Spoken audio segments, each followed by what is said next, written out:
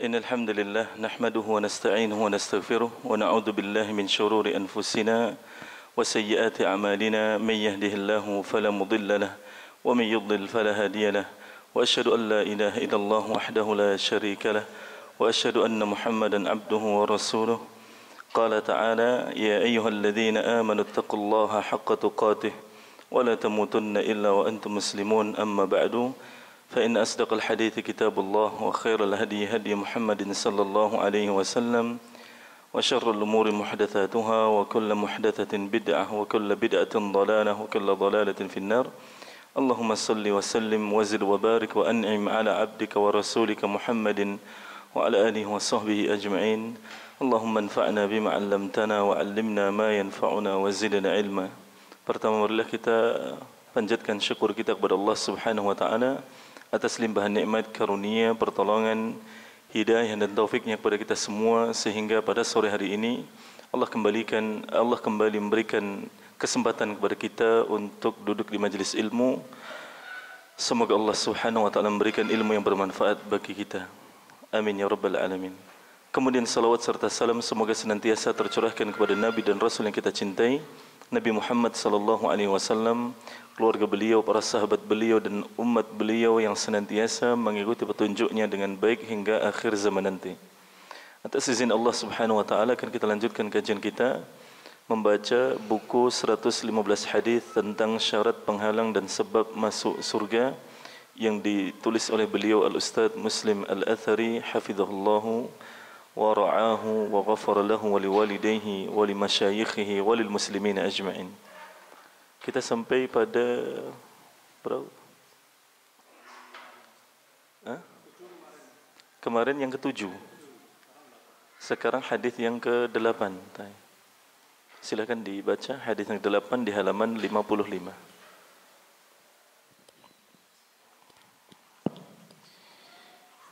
Hadis yang ke-8 di halaman 55 tentang mentaati Nabi Muhammad SAW sebab masuk surga. Hadis dari Abu Hurairah bahwa Rasulullah SAW bersabda, seluruh umatku akan masuk surga kecuali orang yang enggan. Para sahabat bertanya, wahai Rasulullah, siapa yang enggan? Beliau menjawab, siapa saja mentaatiku, dia masuk surga, dan siapa saja bermaksiat kepadaku, maka dia benar-benar enggan atau masuk. Dia benar-benar enggan masuk surga. Hadis riwayat Bukhari dan Ahmad. Hadis kedua dari Abu Sa'id Al-Khudri, dia berkata, Rasulullah SAW bersabda, demi Allah yang jiwaku di tangannya, kamu semua benar-benar akan masuk surga kecuali orang yang enggan dan kabur dari Allah seperti kaburnya unta. Para sahabat bertanya, wahai Rasulullah, siapa yang enggan masuk surga? Beliau menjawab, siapa saja mentaatiku dia masuk surga, dan siapa saja bermaksud kepadaku maka dia benar-benar enggan masuk surga. Hadis riwayat Ibnu Hibban, disahihkan oleh Syekh Albani di dalam silsilah Al-Sahihah. Ada dua hadis yang beliau sebutkan di poin yang atau nomor yang 8 ini dengan judul mentaati Nabi Muhammad sallallahu alaihi wasallam sebab masuk surga. Lafaz hadis yang pertama diriwayatkan oleh Imam Bukhari dan Imam Ahmad an Abi Hurairah anna Rasulullah sallallahu alaihi wasallam qala kullu ummati yadkhuluna al-jannata illa man aba. Qalu ya Rasulullah wa man ya'ba? Qala man ata'ani dakhala al-jannah wa man 'asani faqad aba. Dari sahabat Abu Hurairah radhiyallahu anhu bahwa Rasulullah sallallahu alaihi wasallam bersabda, seluruh umatku akan masuk surga kecuali orang yang enggan. Lalu kemudian sahabat bertanya, wahai Rasulullah, siapa yang enggan? Ini pertanyaan yang wajar dari sahabat. Masa ada orang yang tidak mau masuk surga? Enggan itu kan artinya tidak mau. Lalu beliau sallallahu alaihi wasallam menjawab, siapa saja mentaatiku dia masuk surga, dan siapa saja bermaksiat kepadaku maka dia benar-benar enggan atau tidak mau masuk surga. Lalu hadis yang kedua diriwayatkan oleh Ibnu Hibban dan dinyatakan sahih oleh Syekh Al-Albani. An Abi Sa'id Al-Khudri radhiyallahu anhu qala qala Rasulullah sallallahu alaihi wasallam walladhi nafsi biyadihi la tadkhulunna al-jannata kullukum illa man aba wa syarada 'ala Allah ka syiradil ba'ir. Qalu ya Rasulullah, wa man ya'ba ay yadkhulal jannah? Qala man ata'ani dakhalal jannah wa man 'asani faqad aba. Dari sahabat Abu Sa'id Al-Khudri radhiyallahu anhu, dia berkata, Rasulullah sallallahu alaihi wasallam bersabda, demi Allah yang jiwaku di tangannya, kamu semua benar-benar akan masuk surga, kecuali orang yang enggan dan kabur dari Allah seperti kaburnya unta. Lalu pertanyaan yang serupa dari sahabat di hadis yang sebelumnya, siapa yang tidak mau masuk surga? Lalu Nabi sallallahu alaihi wasallam menjawab seperti jawaban di hadis yang sebelumnya. Silakan dibaca fawaid hadis. Fawaid hadis, ada beberapa faedah yang bisa kita ambil dari hadis-hadis ini. Antara lain, satu, beriman kepada adanya surga dan neraka dan pengaruh beriman kepada keduanya. Ini faedah yang sangat penting, bahwa kewajiban kita adalah beriman kepada adanya surga dan neraka. Dan dulu sudah kita singgung juga bahwa surga dan neraka sudah diciptakan oleh Allah. Artinya sudah ada. Dan banyak dalil mengenai hal itu. Di antaranya dalil mengenai surga, ketika Allah menyebutkan tentang surga, maka Allah katakan uiddat lil muttaqin, yang sudah disiapkan untuk orang-orang bertakwa. Surga sudah diciptakan.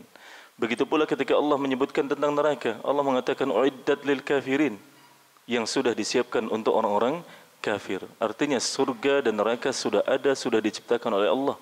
Dan kewajiban kita adalah beriman bahwa surga dan neraka ada dan sudah ada, dan Allah sudah bagi siapa penghuni surga, siapa penghuni neraka. Dan iman ini kepada adanya surga dan neraka memiliki pengaruh kepada kehidupan seorang muslim. Artinya iman ini bukan hanya saya percaya kok ada surga dan neraka, bukan. Makanya kalau saya tidak salah, Abdullah bin Mubarak atau Al-Hasan Al-Basri radhiyallahu rahimahullah mengatakan, laisal imanu bit-tahalli wala bit-tamanni, walakin ma waqara fil qulub wa saddaqathu al-a'mal.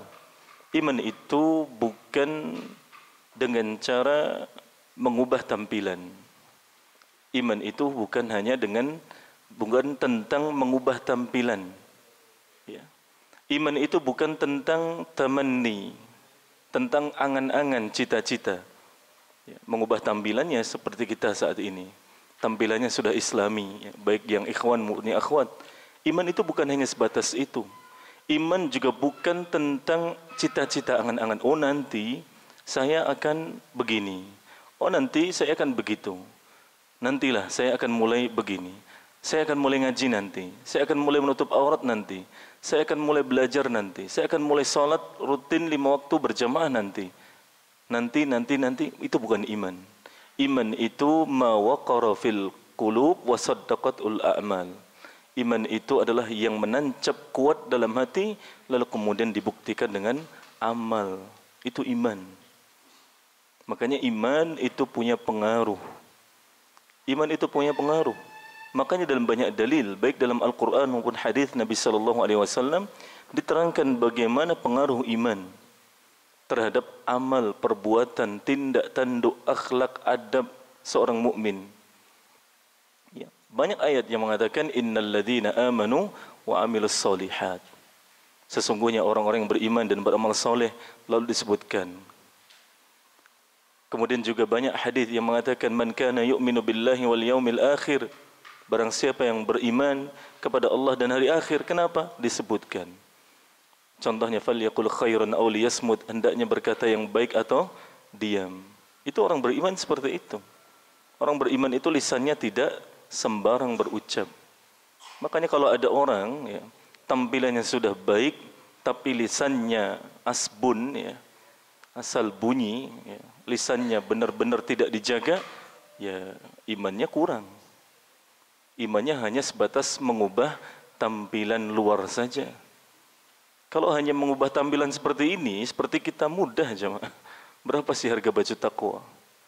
Berapa? Harga baju takwa kan murah. Celana, semakin tidak isbal kan semakin murah jemaah. Kainnya kan semakin sedikit. Peci murah. 25.000 dapat di pasar, murah. Kalau hanya mengubah tampilan mudah. Begitu pula bagi akhwat, kalau hanya mengubah tampilan, jilbab lebar, gamis panjang, kaos kaki mudah dan murah. Tapi iman bukan tentang itu saja. Lebih jauh dari itu. Iman itu menancap dalam hati lalu dibuktikan dengan amal. Makanya orang beriman tentang lisan dijaga benar lisannya. Lalu di hadis yang lain, man kana yu'minu billahi wal yawmil akhir fala yu'dhi jaruhu. Yang mengaku beriman kepada Allah dan hari akhir, jangan mengganggu tetangganya. Ciri orang beriman itu tidak mengganggu tetangganya dengan gangguan apapun.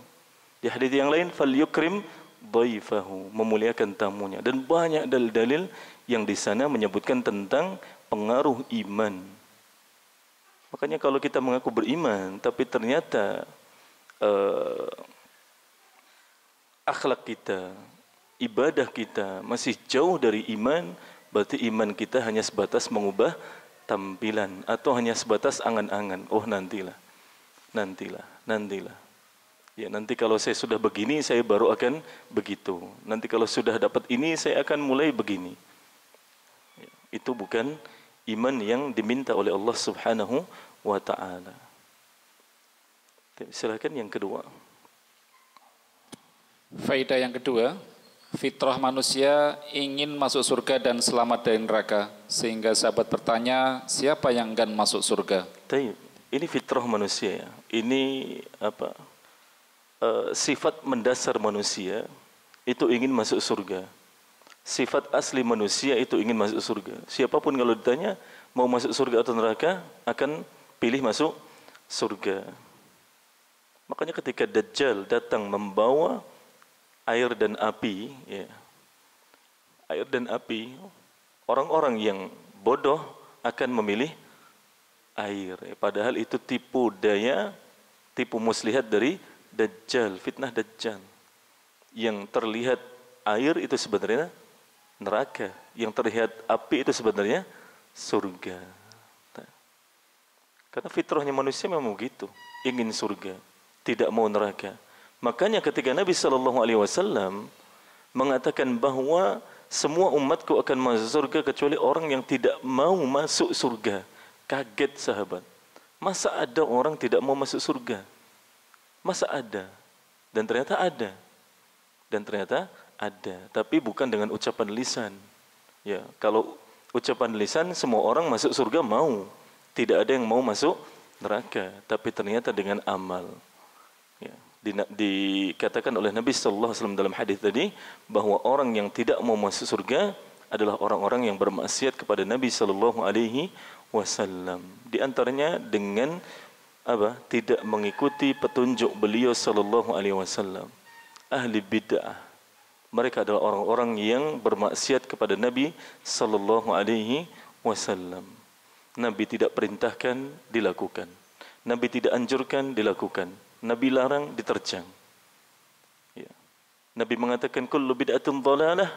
Setiap bid'ah itu sesat. Mereka mengatakan bid'ah itu dibagi menjadi dua. Ada yang dhalalah, ada yang hasanah. Loh, itu kan tentang Nabi sallallahu alaihi wasallam.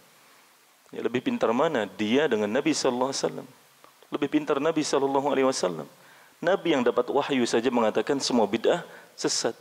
Kok dia dengan sembrononya mengatakan bid'ah dibagi menjadi dua. Ada yang dhalalah, ada yang hasanah. Ini kan ngawur, ya, ngawur. Makanya cukup bagi kita petunjuk dari Nabi SAW. Itu kan yang diulang-ulang dalam khutbatul hajah, dalam pembukaan khutbah ceramah. Ya. Kata para khatib dan penceramah apa? Fa inna asdaqal hadithi kitabullah. Maka sungguhnya ucapan yang paling benar, paling jujur adalah kitabullah, yaitu Al-Quran. Wa khairal hadi Muhammadin sallallahu alaihi wasallam. Dan petunjuk yang paling baik adalah petunjuknya Nabi sallallahu alaihi wasallam. Cukup bagi kita mengikuti Nabi sallallahu alaihi wasallam. Jangan yang lain. Jangan yang lain. Silakan dilanjutkan yang ketiga. Faedah yang ketiga, keutamaan mentaati Nabi Muhammad SAW yaitu sebab masuk surga. Di sini dalam penulisan salawatnya ada sedikit kekeliruan ya. Wassalam. wasallam. S-nya satu saja. Sallallahu alaihi wasallam, tidak wassallam. Nah, ini ada kekeliruannya. S-nya kelebihan satu. Jadi wasallam. Keutamaan mentaati Nabi Muhammad sallallahu alaihi wasallam yaitu sebab masuk surga. Beragama itu sebenarnya mudah. Makanya Nabi sallallahu alaihi wasallam mengatakan ad-dinu yusrun. Agama Islam ini mudah. Jangan dipersulit. Zikir itu mudah. Zikir itu mudah, mau duduk, mau berdiri, mau baring, ya, mau naik motor, mau jalan kaki, mau sambil kerja, zikir saja. Tidak perlu dibuat ritual-ritual khusus yang tidak ada petunjuknya. Ya, tidak perlu bikin nasi warna ini, tidak perlu ngundang kanan kiri depan belakang sekian, tidak perlu ada yang mimpin, ya, tidak perlu macam-macam, ribet sendiri akhirnya. Padahal zikir itu mudah. Ya. Amalan yang paling mudah, termasuk yang paling mudah adalah zikir. Sambil naik motor zikir, istighfar, ya. Baca tasbih, tahmid, takbir, macam-macam, mudah. Ibu-ibu ya sambil masak, nyapu, ngepel, nyuci, nyetrika, zikir, mudah. Ya. Tidak perlu kumpul ibu-ibu satu RT pakai seragam, ya. Ada snacknya, ada iurannya, mau zikir, repot sendiri. Repot, zikir itu mudah. Ya. Tidak perlu sewa panggung, tidak perlu sewa lampu, sewa kipas, ngundang ke sana kemari, lalu kemudian loncat-loncat di atas panggung, panggungnya ambrol. Zikir dari mana? Ya, repot sendiri. Ad-dinu yusrun, wa la yushadda hadzal din illa ghalabah. Dan tidak ada orang yang mempersulit diri sendiri dalam agama ini kecuali akan kalah sendiri. Kalah sendiri, KO sendiri, kerepotan sendiri. Dan itu yang terjadi di masyarakat kita. Itu yang terjadi di masyarakat kita. Di masyarakat kita, urusan selamatan dalam 1 tahun penuh berapa kali? Di luar kematiannya, berapa kali? Ya. Hampir setiap bulan ada selamatan. Apakah itu butuh modal? Butuh, jemaah. Butuh. Kalau sekarang per kepala dihitung berapa? 50.000. Kalau dalam satu grup keselamatan ada 20 orang, berarti berapa? 1 juta. 1 juta itu angka yang besar bagi masyarakat kita, terutama di perkampungan. Besar. Dan itu hampir setiap bulan. Belum lagi kalau kematian. Ya, belum kematian. Ya, mulai hari hanya sampai plus 7, plus 40, plus. Banyak itu. Banyak. Repot sendiri. Repot. Meskipun ada orang yang menganggap itu hal yang baik. Dengan alasan apa? Oh, ini kan untuk sedekah. Ya, sedekah. Tapi bukan dengan cara seperti itu. Sedekah kok terpaksa. Ya atau tidak? Kalau tidak mengadakan seperti itu kan dicela, ya. Padahal ada tidak celaan untuk orang meninggalkan sunnah. Ibadah sunnah, ya, bukan sunnah Nabi SAW, bukan. Ibadah sunnah. Ada orang masuk masjid, tidak sholat tahiyatul masjid. Boleh tidak kita cela? Boleh tidak? Enggak boleh. Boleh tidak kita paksa untuk sholat tahiyatul masjid? Enggak boleh. Itu ibadah sunnah. Kalau wajib, boleh. Wajib boleh. Mas muslim enggak? Kok enggak sholat 5 waktu? Boleh. Itu ibadah wajib. Tapi untuk ibadah sunnah enggak. Mas muslim enggak? Kok enggak sholat tahiyatul masjid? Antum mau kafir? Oh enggak boleh. Itu ibadah yang sifatnya mustahab, ya. Nafilah. Ya, kalau sedekah, katanya selamatan sedekah, itu sunnah sedekah. Ya berarti, ya sukarela dong. Jangan dipaksa. Dipaksa. Kalau tidak akan dicerca, dinyinyiri, ya, digunjing, lalu kemudian diboikot, didiamkan, diabaikan, tidak diajak bergaul. Kan yang terjadi di masyarakat seperti itu. Ya. Waliyadzubillah. Silakan yang keempat, bahaya. Faedah yang keempat, bahaya bermaksiat kepada Nabi Muhammad SAW, yaitu sebab masuk neraka. Yang paling besar bermaksiat kepada Nabi SAW ya tadi, syirik. Karena dakwah Nabi Ya, semua nabi termasuk Nabi Muhammad sallallahu alaihi wasallam adalah tauhid. Tauhid. Sehingga kemaksiatan yang paling besar adalah syirik. Ya, syirik. Lalu di antaranya yang mengantarkan seorang kepada syirik bid'ah. Bid'ah itu tanpa disadari mengantarkan pelakunya kepada kesyirikan. Benar. Tanpa disadari mengantarkan pelakunya kepada kesyirikan. Dan itu yang terjadi di masyarakat kita. Yang awalnya bid'ah biasa, dalam artian tidak sampai pada tahap kesyirikan, lama-lama pada tahap kesyirikan. Yang awalnya ziarah kubur hanya bertawassul saja, lama-lama benar-benar meminta kepada mayit yang dikubur. Dan banyak bukti di sosial media yang menyebutkan itu, dan itu bukan rekayasa. Di mana sebagian orang yang bodoh tentang ilmu agama mengatakan di sekitar kubur seorang wali atau yang dianggap wali, ya Habib Al-Idrus urzuq lana bil fulus, kertas merah yang halus-halus. Yang dipanggil siapa?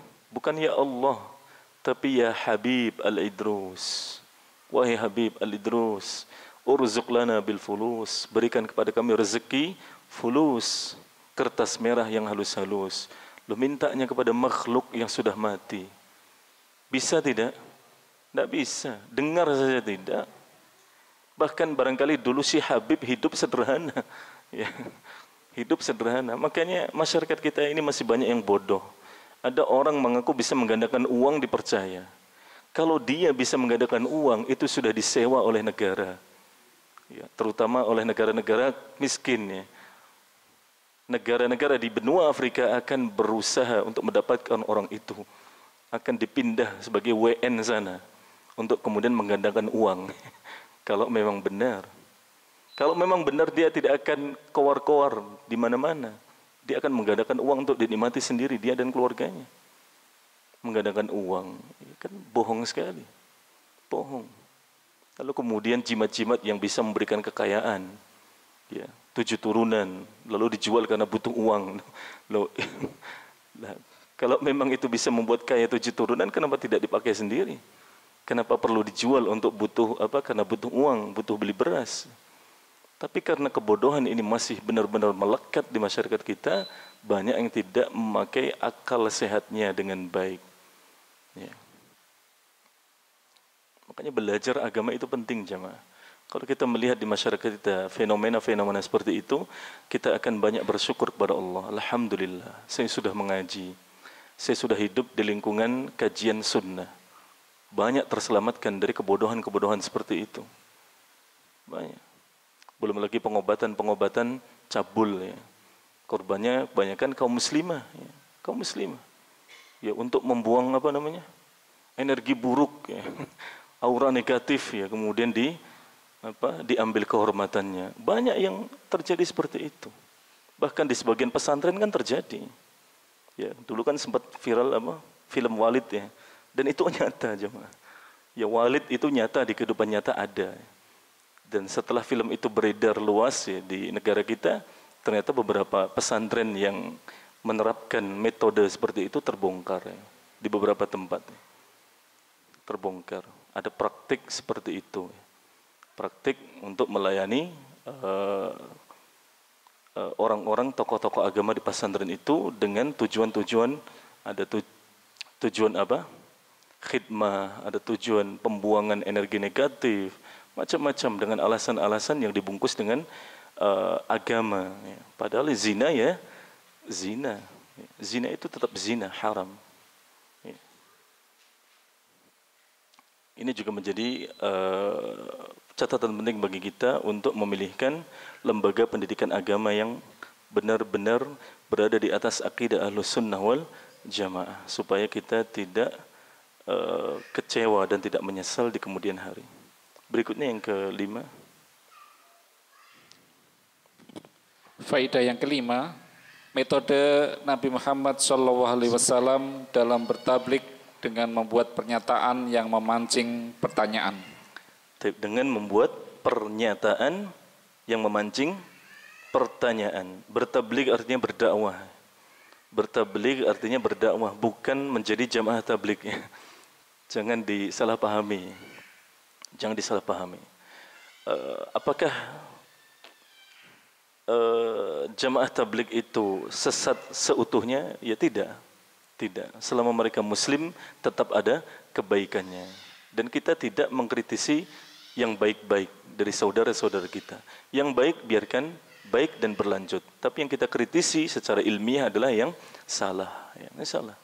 Dan bukan berarti kita tidak mau bersaudara dengan mereka. Selama seseorang itu muslim tetap saudara kita. Dan ketika kita menyampaikan kritik ilmiah itu bukan kita memusuhi, bukan. Justru itu tanda cinta kepada saudara muslim. Makanya pepatah Arab mengatakan sadiquka man abkaka la man adhakaka. Teman sejatimu itu justru yang membuat kamu menangis karena kamu sadar kesalahanmu.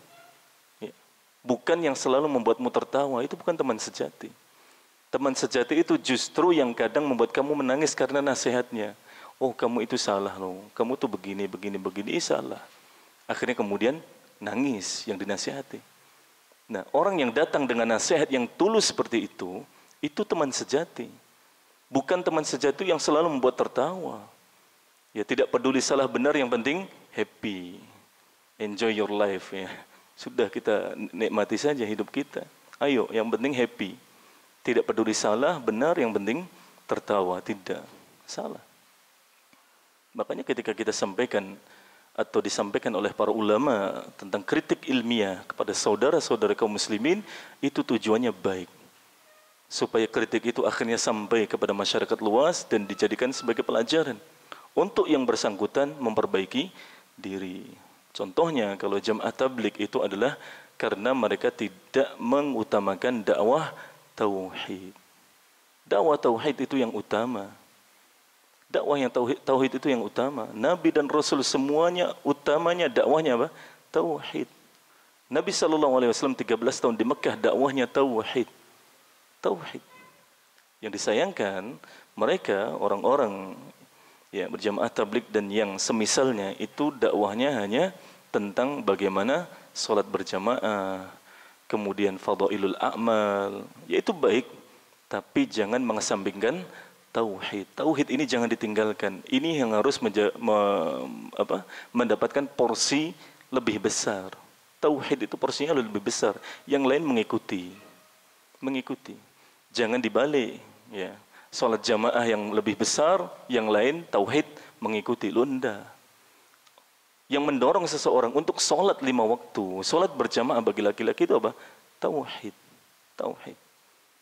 Yang mendorong seseorang untuk tidak berzina, tidak mencuri, tidak berbohong, tidak berdusta, tidak curang, tidak makan riba, tidak begal, macam-macam. Tauhid. Semakin kuat tauhid, maka ibadahnya akan semakin kuat, semakin benar. Ya, makanya tauhid itu pondasi, ya, asas, pondasi, dasar dalam beragama dan beramal ibadah. Kalau pondasinya rapuh, ya sudah, mudah sekali terkena fitnah, mudah sekali. Benar. Sehingga ini perlu dipahami dengan baik. Ya. Bertabligh bukan artinya menjadi jamaah tabligh, tapi artinya berdakwah. Karena tabligh ini diambil dari bahasa Arab, ballagha yuballighu tablighan, artinya menyampaikan kebenaran, berdakwah. Kemudian yang keenam, faedah yang keenam, metode Nabi Muhammad SAW dalam bertabligh dengan targhib dan tarhib. Targhib yaitu menjadikan orang senang untuk melakukan ketaatan, dan tarhib menjadikan orang takut untuk melakukan kemaksiatan. Targhib dan tarhib ya. Kalau tarhib nanti pakai hak artinya beda. Rahaba yurahibu tarhiban itu artinya menyambutnya, mengatakan marhaban. Makanya dulu Nabi SAW ketika datang orang-orang ingin menuntut ilmu kepada beliau mengatakan marhaban bi talibil ilmi, selamat datang para penuntut ilmu. Ya. Lah ini nama rahaba yurahibu tarhiban pakai hak. Kalau targhib pakai ghain, raghaba yuraghibu targhiban. Targhib itu artinya menjadikan orang senang untuk melakukan ketaatan, motivasi. Ya, motivasi itu terghib. Oh, kalau sholat 5 waktu, misalnya ya, hadisnya itu ya. Kalau sholat 5 waktu itu dihapuskan dosa-dosanya. Nabi ibaratkan seperti orang yang punya sungai mengalir di belakang pintu rumahnya, yang sehari semalam dia mandi 5 kali. Lalu Nabi bertanya kepada para sahabat, hal yabqa min daranihi syai'? Apakah sekiranya ada kotoran, ada daki yang masih menempel pada tubuhnya? Kata para sahabat, tidak. La yabqa min daranihi syai'. Orang yang punya sungai mengalir di belakang pintu rumahnya dan dia mandi 5 kali sehari semalam, dakinya bersih. Tidak ada lagi daki. Ya kalau di begini ya, itu tidak ada lagi. Lah begitulah ibaratnya salat 5 waktu bagi setiap muslim. Ini kan motivasi. Motivasi yang lain, salat berjamaah pahalanya lebih besar daripada salat sendiri, 27 kali lipat. Ini motivasi. Sebaliknya ada terhib. Terhib itu menjadikan orang takut untuk melakukan kemaksiatan, ancaman, peringatan. Ancaman, peringatan. Di antaranya ketika Nabi SAW mengancam orang-orang laki-laki muslim yang dewasa, yang sehat, yang tidak mau sholat berjamaah di masjid, Nabi ancam akan dibakar rumahnya. Nabi akan tetap mengimami manusia, kaum muslimin sholat di Masjid Nabawi, tapi Nabi akan mengutus sebagian laki-laki dewasa untuk mengumpulkan kayu bakar, lalu keliling ke setiap rumah, dicek. Kalau ada di rumah itu laki-laki dewasa, sehat, muslim, tidak pergi ke masjid untuk sholat jamaah, bakar rumahnya. Pernah dilakukan oleh Nabi SAW? Belum. Itu hanya ancaman. Itu hanya ancaman. Nah, ancaman-ancaman seperti ini penting. Ya, penting. Ancaman yang lain apa? Man ghasyana falaysa minna. Orang yang berbuat curang kepada kami kaum muslimin, maka bukan termasuk golongan kami. Ancaman. Ancaman. Wailul lil aqabi minan nar. Ya. Celaka, tumit-tumit. Ya. Celaka tumit-tumit itu dari siksa neraka, yaitu tumit-tumit yang apa? Yang kering. Ya, wudu tapi tidak sempurna, tumitnya masih kering, diancam dengan siksa neraka. Ancaman-ancaman ini disebutkan, dan ini harus berimbang ya, antara motivasi dan ancaman harus berimbang, antara terghib dengan terhib harus berimbang. Jangan berat sebelah. Kalau berat sebelah akhirnya salah ya. Ya, akibatnya bisa fatal. Terlalu memperbanyak motivasi, mengesampingkan ancaman, akhirnya apa? Oh, Allah Ghafurur Rahim. Allah Maha Pengampun, Allah Maha Penyayang, terabas saja. Ya. Terlalu berat di terhib, ancaman, wah juga bahaya. Akhirnya apa? Tidak mungkin Allah mengampuni dosa saya. Terlalu banyak dosa saya. Terlalu kotor saya ini. Tidak mungkin diampuni oleh Allah, tidak mungkin masuk surga. Wis, cocoknya saya di neraka selama-lamanya. Waliyadzubillah, tidak boleh seperti itu. Tidak boleh. Seperti yang disenandungkan ya, ilahi lastu lil firdausi ahla wala aqwa ala naril jahim. Ya Allah, Tuhanku, saya tidak patut menjadi penduduk surga firdaus, tapi saya juga tidak kuat di neraka jahim. Lalu mintanya apa? Mintanya apa? Surga itu ada berapa? 8. Suruh minta surga. Dan Nabi menganjurkan umatnya, kalau minta surga kepada Allah jangan tanggung-tanggung. Suruh minta surga firdaus, tidak usah tanggung-tanggung. Jangan melihat, saya terlalu kotor. Ya jangan. Kalau minta kepada Allah kebaikan, minta saja yang paling tinggi. Jangan melihat kita ini siapa, tidak. Karena nanti Allah akan membuat skenario terindah supaya kita bisa mendapatkan itu. Minta saya kepada Allah. Ya, minta saja kepada Allah. Ya. Yang paling tinggi, ya. Minta yang paling baik. Ya, dalam hal dunia juga sama, minta saja yang paling baik. Ya. Minta saja yang paling baik. Tidak masalah. Saya, ya Allah, berikan saya rumah 5 lantai, tidak apa-apa. Boleh tidak? Boleh, boleh. Boleh. Minta mobil, sebutkan mereknya, boleh tidak? Boleh. Boleh. boleh, kenapa tidak? Tapi ada catatan penting dari para ulama, ketika kita minta dunia jangan lupa disematkan fi afiyah. Ya, jangan lupa ditambahi fi afiyah, dalam keadaan selamat, selamat dunia akhirat. Artinya yang kita minta dari dunia itu menjadikan sebab selamatnya kita dunia akhirat. Karena ada kisah, ada kisah seorang laki-laki yang berdoa di sekitaran Ka'bah, menangis kepada Allah minta anak, karena sudah menikah puluhan tahun belum dikaruniai keturunan. Tapi dia hanya minta anak saja. Ya, tidak minta anak yang soleh, solehah, tidak. Hanya minta anak saja. Lalu kemudian setelah sekian puluh tahun lagi dia datang, kemudian juga menangis, tapi dengan doa yang berbeda. Minta supaya Allah membinasakan anak-anaknya. Ya. Dulu minta anak, setelah diberikan anak datang lagi, ya, minta anaknya dibinasakan. Ya. Lalu dan dua kesempatan itu didengarkan oleh seorang alim. Ada seorang alim yang di sekitar situ yang mendengar doa si laki-laki tadi. Di kesempatan yang kedua tadi, ketika dia doa supaya anak-anaknya dibinasakan, akhirnya si alim ini datang dan menanyai si laki-laki tadi. Saya tahu kamu dulu yang pernah berdoa minta anak. Lalu setelah sekian lama akhirnya kamu datang lagi doa minta supaya Allah membinasakan anak-anakmu. Ada apa? Akhirnya si laki-laki tadi cerita bahwa setelah dia memiliki anak, ternyata anaknya tidak ada yang soleh, tidak ada yang berbakti, semuanya bejat, penjahat.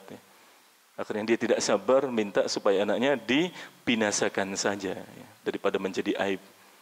Nah, lalu kemudian beliau menasihatkan bahwa sebaiknya kita sebagai seorang muslim ketika berdoa kepada Allah minta dunia, jangan lupa fi afiyah, dalam keadaan selamat, ya, dunia akhirat. Minta mobil silakan fi afiyah. Ya. Artinya apa? Mobil itu nanti akan menjadi apa? Sebab kita semakin taat kepada Allah. Minta rumah, minta uang, minta badan sehat, umur panjang, semuanya Allah jadikan sebab kita semakin taat kepada Allah, bukan sebaliknya. Ini faedah penting. Lalu silakan yang terakhir. Faedah yang ketujuh, menggunakan gambaran di dalam memberikan penjelasan, sebagaimana perumpamaan kabur dari Allah seperti kaburnya unta. Taib. Ini di hadis yang kedua, ya. Hadisnya Abu Sa'id Al-Khudri radhiyallahu anhu, bahwa Nabi SAW mengumpamakan orang yang tidak mau masuk surga, orang yang tidak mau masuk surga dan lebih pilih masuk neraka dengan cara bermaksiat kepada Allah atau kepada Rasulnya SAW, itu seperti unta yang kabur dari tuannya. Unta yang kabur dari tuannya. Kalau penasaran nanti bisa dicek di YouTube, ya. Unta kabur itu seperti apa? Karena kita belum pernah melihat unta kabur, ya. Kita lihat kan ayam, kambing, sapi, ya. Mungkin tidak jauh beda. Tapi ya kalau orang Jawa ya mak cerantal langsung hilang gitu. Nah, orang yang bermaksiat kepada Allah dan kepada Rasulnya SAW itu kabur dari Allah, kabur dari surga Allah, lebih pilih neraka, seperti itu. Itu supaya lebih mudah dipahami oleh para sahabat radhiyallahu anhum. Dan ini menjadi kebiasaan Nabi SAW ketika beliau menjelaskan sesuatu dan itu beliau ingin supaya mudah dipahami oleh para sahabat, maka beliau menyebutkan ibarat atau perumpamaan. Tapi kita lanjutkan ke hadis yang ke-9 di halaman 58. Saya baca dulu lafaz hadisnya, ya. An Umar bin Al-Khattab radhiyallahu anhu qala lamma kana yawm Khaybar aqbala nafarun min sahabati an-nabiy sallallahu alaihi wasallam faqalu fulanun shahid حتى مروا على رجل فقالوا فلان شهيد فقال رسول الله صلى الله عليه وسلم كلا إني رأيته في النار في بردة غلها أو عباءة ثم قال رسول الله صلى الله عليه وسلم يا ابن الخطاب اذهب فنادي في الناس أنه لا يدخل الجنة إلا المؤمنون قال فخرجت فناديت ala innahu la yadkhulul jannata illal mu'minun. Silakan dibaca terjemahan. Dari Umar bin Al-Khattab dia berkata, pada waktu perang Khaybar, beberapa sahabat Nabi SAW datang dan berkata, si anu mati syahid, si anu mati syahid, sehingga mereka menyebutkan si anu mati syahid. Maka Rasulullah SAW bersabda, tidak, sesungguhnya aku melihatnya di dalam neraka dengan sebab selimut atau jubah yang telah dia ambil dari rampasan perang. Kemudian Rasulullah SAW bersabda, wahai Ibnul Khattab, pergilah dan berserulah di tengah orang banyak, bahwa tidak akan masuk surga kecuali orang-orang mukmin. Umar berkata, maka aku keluar dan berseru, ketahuilah bahwa tidak akan masuk surga kecuali orang-orang mukmin. Hadis riwayat Muslim, Ahmad, Ibnu Hibban. Judul hadis ini adalah kisah lelaki Ghulul dalam perang Khaybar. Ghulul ini adalah sebuah perbuatan yang sangat tercela, yaitu mengambil harta dari rampasan perang sebelum pembagian resmi. Kalau di kita apa namanya? Nilep ya? Gosop. Kalau gosop dibalikin. Kalau gosop itu pakai barang orang tanpa izin lalu dikembalikan, itu gosop. Kalau ghulul itu nilep ya. Nilep ya. Kalau di kita mudahnya inilah Idul Adha lah. Idul Adha itu kan proses penyembelihan, pengulitan, pemotongan tulang, potongan daging, penimbangan, pembungkusan, distribusi. Itu kan panjang ya alurnya ya. Sampai kemudian mungkin menjelang zuhur atau ba'da zuhur baru didistribusikan. Lah, sebelum pembagian resmi, kalau ada orang ngambil, itu namanya nilep ya. Nilep ya. Ya nyolong. Kalau nyolong lebih umum lagi. Ya termasuk perbuatan mencuri. Ghulul itu termasuk perbuatan mencuri. Tapi lebih khususnya itu dalam harta rampasan perang. Kalau kita ya dalam mudahnya contohnya ya tadi nilep ya. Contohnya di hari raya Idul Adha tentang daging kurban, dan ini banyak di masyarakat ya. Yang lain sibuk tak tok sambil ngobrol, ada yang ya kesana kemari ngambil sepotong. Lumayan. Tidak terasa 20 kilo nih. Pulang lebih dulu kan enak tuh. Lalu kemudian nyampaikan ke teman-temannya, saya tak pulang dulu nih, ada keperluan mendesak. Lalu kemudian balik lagi ambil jatahnya. Ya bisa jadi ada loh seperti itu. Entah kita tahu atau tidak, tapi ada. Ya, karena saya pernah dapat cerita seperti itu. Ya. Nasallallahu alaihi wasallam. Perbuatan tercela seperti itu. Tayyib. Silakan dibaca fawaid hadisnya. Fawaid hadis, ada beberapa faedah yang bisa kita ambil dari hadis ini, antara lain, 1, perang Khaybar terjadi pada tahun 7 Hijriah. Nabi menyerang Yahudi di kota Khaybar karena mereka telah melakukan provokasi kepada suku-suku Arab untuk menyerang kaum muslimin di Madinah pada tahun 5 Hijriah. Ya inilah keburukan orang Yahudi itu sejak dulu ya. Orang Yahudi itu buruknya sejak dulu. Makanya jangan pernah percaya dengan orang Yahudi. Dan itu turun-temurun jemaah. Ajaibnya itu turun-temurun seperti itu karakternya. Pendusta, munafik. Ya. Benar. Tidak bisa sembuh. Tidak bisa sembuh kecuali yang Allah berikan hidayah. Karena sebagian sahabat juga aslinya orang Yahudi. Seperti siapa? Abdullah bin Salam. Itu kan Yahudi asli. Kemudian mendapatkan hidayah masuk Islam. Baik menjadi seorang sahabat yang mulia. Tapi yang tetap Yahudi turun-temurun sampai di zaman ini seperti itu karakternya. Munafik, pendusta, pembohong, curang, licik, pengkhianat. Benar. Ngakunya gencatan senjata, tahunya itu sejak dulu seperti itu. Di sini juga, ya. Di sini juga orang Yahudi, ya, bukan mereka menyerang, tapi mereka melakukan provokasi kepada suku-suku Arab untuk menyerang kaum muslimin di Madinah. Ya, provokasi sampai sekarang kan seperti itu. Mereka itu suka memprovokasi. Makanya jangan pernah percaya dengan orang Yahudi. Dan termasuk ya bangsa Yahudi atau yang sama dengan orang Yahudi adalah orang-orang Syiah ya, karena orang Syiah, karena Syiah itu buatan Yahudi, Abdullah bin Saba al-Yahudi. Makanya karakternya sama seperti orang-orang Yahudi. Sama. Mereka punya taqiyah. Taqiyah itu ya nifak, kemunafikan. Syiahnya mereka tutupi, yang mereka tambahkan sunninya. Karena mereka masih lemah. Tapi di saat mereka kuat, habis sudah. Orang-orang selain Syiah akan dihabisi. Itu kan yang terjadi di Suriah dan di negara-negara lain. Ya. Seperti itu. Dulunya mereka sembunyi-sembunyi. Ya. Di Indonesia juga masih sembunyi-sembunyi. Ya, kalau ditanya, Bib, katanya Anda Syiah, Bib. Oh, enggak. Jangan selalulah membentur-benturkan Syiah dengan Sunni. Kita ini kan saudara semuslim. Ya. Itu kan seperti itu. Mengaku sebagai dai milenial, merangkul anak-anak muda, artis-artis. Syiah tetap Syiah. Jejak digital ada. Jejak digital ada. Riwayat pendidikan ada. Waliyadzubillah. Kita harus waspada karena mereka orang-orang munafik yang menyembunyikan kekufuran dan menampakkan keislaman. Ya, semoga Allah memberikan perlindungan kepada kita dan negara kita ini. Amin ya rabbal alamin. Silakan yang kedua. Faedah yang kedua, manusia pasti mengalami kematian baik dengan sebab perang atau sebab-sebab lainnya. Maka bekal apa yang telah kita siapkan untuk menghadapinya?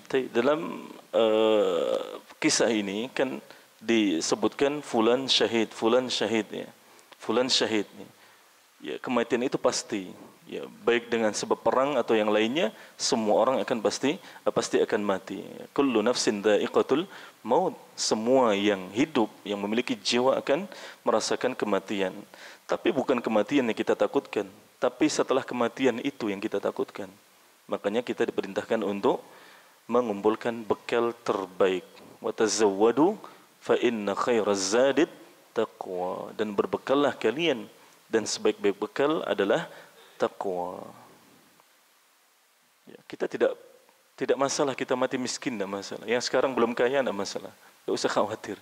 Yang sekarang belum punya rumah pribadi tidak masalah, tidak usah khawatir.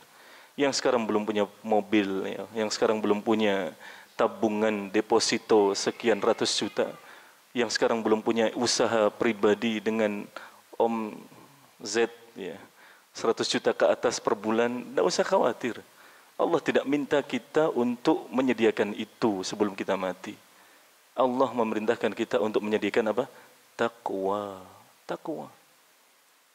Taqwa. Itu saja. Ya. Dan Allah tegaskan lagi, ya ayyuhalladzina amanu taqullaha haqqa tuqatih wa la tamutunna illa wa antum muslimun. Wahai orang-orang yang beriman, bertakwalah kepada Allah dengan sebenar-benar takwa, dan jangan sampai kalian mati kecuali dalam keadaan muslim. Miskin tidak masalah. Miskin tidak masalah. Yang penting muslim, mati muslim. Itu saja. Ya. Jadi jangan selalu yang dipikirkan kita dunia, dunia, dunia, dunia. Akhirnya kita lalai dari agama dan akhirat. Waliyadzubillah. Yang ketiga. Faedah yang ketiga, tidak boleh menetapkan orang-orang tertentu sebagai orang yang mati syahid, karena kita tidak mengetahui hakikatnya, kecuali orang-orang yang telah diberitakan di dalam Al-Quran atau As-Sunnah. Ini faedah penting bagi kita. Sehingga tidak boleh bagi kita untuk mengklaim al-marhum, al-marhumah, ya, yang dirahmati. Tidak boleh bagi kita untuk mengklaim al-maghfur lahu, al-maghfur laha, yang diampuni. Tidak boleh. Itu mendahului Allah Subhanahu wa ta'ala. Dapat wahyu dari mana kita? Kalau si fulan yang mati atau si fulanah itu dirahmati atau diampuni oleh Allah. Tahu dari mana kita? Barangkali setelah ditinggal oleh kita yang takziah, yang layat ikut pemakaman, didatangi 2 malaikat, ditanya 3 pertanyaan itu tidak bisa jawab. Man rabbuk? La adri. Tidak tahu. Ma dinuk? La adri. Enggak tahu. Wa man nabiyuk? La adri. Akhirnya kemudian apa? Dipukuli oleh malaikat, dihajar, disiksa. Waliyadzubillah. Kan kita tidak tahu. Lalu kemudian dengan mudahnya orang-orang sekarang apa? Rib, ya. Rest in peace, ya. Istirahat dalam damai. Siapa yang bilang? Dapat wahyu dari mana? Bocoran dari siapa? Tahu-tahu udah tahu kafir, rib lagi. Dan ini diikuti oleh orang-orang Islam di zaman ini. Tahu orang kafir yang mati, tulisannya apa? RIP. Ikut nge-share, ikut bikin posternya, ikut dibuat status atau postingan di sosial media. Yo, jangan latah dong. Jelas-jelas dia orang kafir kok RIP loh. Orang kafir itu habis dihajar malaikat di alam kubur sebelum nanti di neraka. Kok bisa ikut-ikutan kita RIP gitu. Orang muslim saja kita tidak boleh. Almarhum, almarhumah, almaghfur lahu, almaghfur lah tidak boleh. Oh dia kan ahli agama, punya pesantren, dia ustadz loh. Itu kan nampaknya saja. Di belakang itu siapa yang tahu? Allah. Allah. Kita kan hanya menilai dari nampaknya. Ya atau tidak? Di belakang itu kan tidak tahu, hanya Allah yang Maha tahu. Makanya kita tidak boleh menyematkan gelar-gelar seperti ini. Tidak boleh. Kalau mendoakan bagaimana Ustaz? Nah ini disyariatkan. Ada seorang ayah yang kemudian meninggal saat mencari nafkah yang halal untuk keluarganya. Boleh tidak kita doakan dengan semoga syahid? Boleh, itu disyariatkan.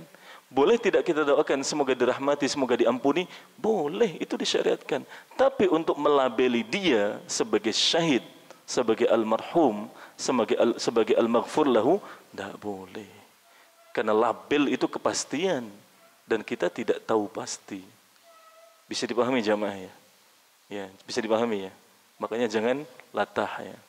Inilah pentingnya ilmu. Orang yang berilmu tidak latah ya. Orang berilmu tidak latah. Karena dia akan menimbang maslahat dan madaratnya dengan ilmu yang dia miliki. Orang berilmu itu berhati-hati dalam tindak tanduknya. Orang berilmu itu berhati-hati dalam tindak tanduknya. Makanya beda antara orang berilmu dengan orang yang tidak berilmu. Apa kata Allah? Qul hal yastawil ladina ya'lamuna wal ladina la ya'lamun. Katakanlah Muhammad, apakah sama antara orang yang punya ilmu dengan orang yang tidak punya ilmu? La yastawiyani mathala. Itu dua hal yang tidak bisa disamakan. Silakan yang berikutnya, yang keempat. Faedah yang keempat, tidak boleh menetapkan orang-orang tertentu sebagai orang yang masuk surga atau neraka, karena kita tidak mengetahui hakikatnya, kecuali orang-orang yang telah diberitakan di dalam Al-Quran atau As-Sunnah. Sama seperti ini juga, tidak boleh. Ya, kamu kalau mendoakan, boleh. Semoga si fulan dimasukkan ke dalam surga dan diselamatkan dari neraka, boleh. Tapi untuk klaim si fulan masuk surga, oh tidak boleh. Kalau masuk neraka sama saja tidak boleh. Itu prasangka buruk. Sekarang ini si fulan ini sedang disiksa dalam kubur. Loh, tahu dari mana Anda? Siapa yang ngasih tahu? Saya dengar, oh tidak bisa. Anda bukan anjing yang mendengar siksa kubur. Kalau anjing dengar siksa kubur disabdakan oleh Nabi SAW. Ya, kalau Anda kan manusia, bukan anjing, bukan manusia jadi-jadian dari anjing, tidak dengar adab kubur. Oh itu ada videonya di sosial media, ada orang, dusta, bohong. Kita harus lebih percaya kepada Nabi SAW. Ya, tidak boleh klaim fulan masuk surga, fulan masuk neraka, tidak boleh. Kecuali yang sudah ada dalilnya. Para nabi dan rasul masuk surga, oh jelas. Para sahabat masuk surga, oh jelas. Fir'aun masuk neraka, oh jelas. Haman masuk neraka, Abraha masuk neraka, ya. Bapaknya Nabi Ibrahim masuk neraka, oh jelas. Jelas. Istri Nabi Lut masuk neraka, jelas. Anaknya Nabi Lut masuk neraka, jelas. Yang jelas-jelas seperti itu jelas. Ya. Tapi yang jadi perdebatan siapa? Kedua orang tua Nabi SAW, masuk surga atau masuk neraka. Gimana jemaah? Masuk surga atau masuk neraka? Bapak dan ibunya Nabi Muhammad SAW, surga atau neraka? Wah, tidak pada cinta Nabi ini. Wah, ini orang-orang Wahabi ini nggak cinta Nabi. Ya, tidak sopan sama Nabi. Loh, ini bukan masalah kesopanan. Ini bukan masalah cinta atau tidak kepada Nabi. Kalau Nabi saja ya, yang harusnya lebih cinta kepada diri beliau sendiri dan lebih cinta kepada orang tuanya, mengatakan demikian, loh, siapa kita bisa mendebat dan menentang Nabi SAW? Ya, bapak dan ibu Nabi SAW berada di neraka. Ya, di neraka. Dan ini tidak mengurangi hormatnya kita, cintanya kita kepada Nabi Muhammad sallallahu alaihi wasallam. Justru kalau kita menentang itu, kita tidak cinta dan tidak hormat kepada Nabi sallallahu alaihi wasallam, ya. Karena Nabi mengatakan A, kita katakan B, ya. Nabi katakan neraka, kita katakan surga, ya. Itu kan menentang. Silahkan yang kelima. Faedah yang kelima, beriman kepada adanya neraka dan berusaha menjauhi sebab-sebab masuk neraka. Di sebaliknya ada. Dan beriman kepada adanya surga dan berusaha melakukan sebab-sebab masuk surga. Tayyib. Iman ini tadi punya pengaruh. Kalau kita beriman kepada neraka, maka kita akan berusaha untuk menjauhi sebab-sebab yang mengantarkan kita kepada neraka. Kalau kita beriman kepada surga, kita akan berusaha melakukan sebab-sebab yang mendekatkan kita kepada surga. Karena iman itu punya pengaruh nyata. Yang keenam. Faedah yang keenam, Nabi SAW mengetahui perkara gaib yang diwahyukan oleh Allah Ta'ala. Nah ini, kenapa Nabi mengatakan ketika tadi dikatakan fulanun syahid, ya, lalu Nabi mengatakan kalla, oh enggak, inni ra'aituhu finnar fi burdatin ghallaha aw aba'ah. Saya melihat dia di neraka karena sebab apa? Jubah atau apa tadi? Selimut yang dia ambil sebagai gulul, nilep, ya, sebelum pembagian resmi. Tahu dari mana Nabi sallallahu alaihi wasallam? Wahyu dari Allah. Dan itu perkara gaib. Sahabat tidak ada yang tahu. Karena dia nilep, ya. Dan Nabi saat itu tidak lihat, tapi Nabi dapat kabar dari langit, wahyu dari Allah. Sehingga Nabi tahu. Nah, adapun orang-orang selain Nabi sallallahu alaihi wasallam, ya kok bisa klaim si fulan neraka, si fulan masuk surga? Dari mana? Ya, dari mana? Oh pastilah, wong nyatanya. Oh pastilah, tidak bisa dipastikan jamaah. Oh itu tukang zina, itu tukang mencuri kok. Selama dia Muslim, ya, bisa masuk surga tidak? Bisa. Jangan-jangan, ya, jangan-jangan. Nah ini catatan penting bagi kita. Saya pernah membaca salah seorang perkataan seorang ulama salaf. Dia lebih mencintai, ya, dia lebih cinta apa ya waktu itu? Kok saya jadi lupa? Dia lebih cinta dia melakukan dosa lalu kemudian dia menangis, ya, kepada Allah, ya, karena menyesali dosa-dosanya daripada dia melakukan satu amalan yang akhirnya dengan itu dia merasa bangga. Ya. Ini pelajaran penting bagi kita, ya. Kan seringkali, ya, kita mungkin barangkali wallahu a'lam, ya, mungkin ada satu saat di mana kondisi kita merasa, saya sudah melakukan ini, melakukan itu, masya Allah, soleh sekali saya. Daripada si fulan teman saya, itu apa itu? Wah itu bahaya. Ini perasaan-perasaan seperti ini bahaya jamaah. Itu jelek sekali, jelek sekali. Barangkali dia bermaksiat, tapi di belakang itu dia bertaubat kepada Allah, istighfar. Meskipun besok barangkali dia terjatuh lagi dalam dosa. Ya, tapi dia kemudian bertobat lagi. Sedangkan kita merasa santai saja.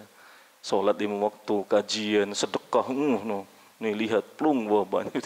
Apalagi kemudian diumumkan, ya, dibuat status WA atau di mana, ya, melakukan ini, melakukan itu, merasa sudah soleh sekali pasti masuk surga. Tapi ternyata di sana ada kebanggaan, ada ujub, nih, ada kesombongan. Waliyadzubillah. Itu sangat buruk sekali. Yang ke-8. Faedah yang ke-7, Ustaz. Yang ke-7. Oh iya, yang ke-7. Faedah yang ke-7, ghulul termasuk sebab masuk neraka. Ghulul yaitu mengambil barang dari harta rampasan perang yang belum dibagi. Ya, ini yang tadi kita singgung, ya. Ghulul. Yang ke-8. Faedah yang ke-8, bahaya mengambil barang yang bukan miliknya walaupun murah.